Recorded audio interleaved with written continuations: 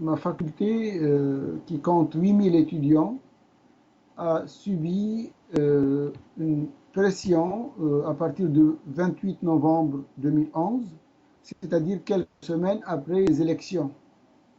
Et l'objectif de ces pressions extérieures à la faculté, faites par des extrémistes radicaux, vise à changer le système éducatif.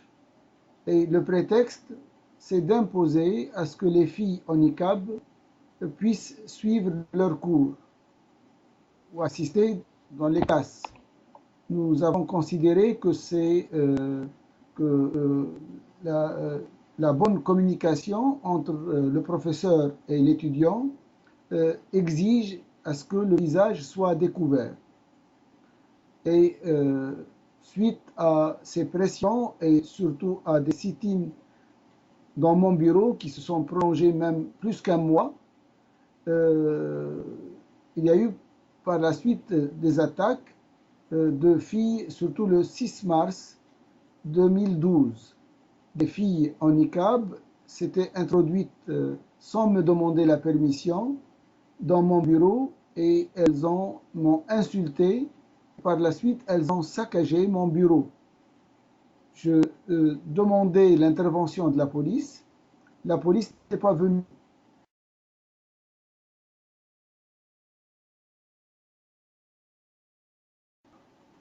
Ces attaques à l'université constituent une tentative de changer de modèle de société.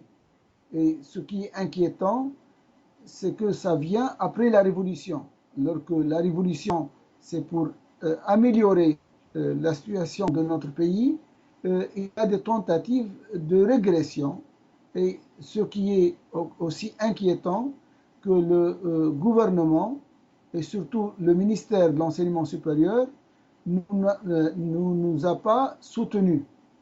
Donc ça a donné l'impression d'une lutte entre des forces modernistes et des forces théologiques, théocratiques. Aujourd'hui, la Tunisie est divisée. Malheureusement, la Tunisie est divisée entre deux forces. Alors que le 14 janvier 2011, nous y étions tous, nous regardions vers la même direction. Nous voulons la dignité et la liberté. Et il n'y avait pas de mot d'ordre islamiste ou demandant l'unité arabe. Tout le monde était pour un seul objectif, la démocratie et la liberté et la dignité.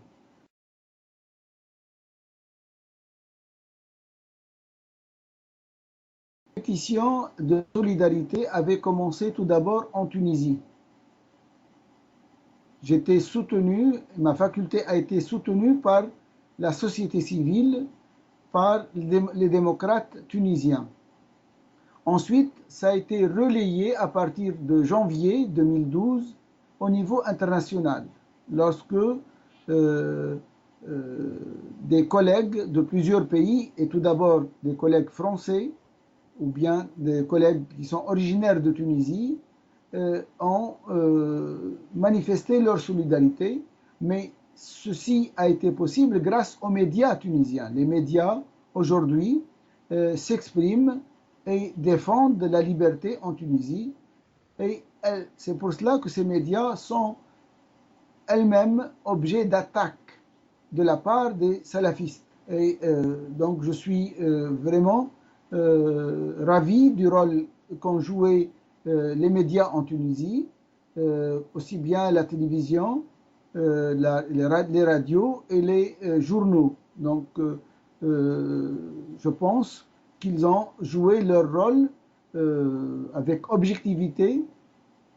Ils ont couvert, ils ont parlé de ce qui s'est passé à la Manouba et ils ont alerté l'opinion publique.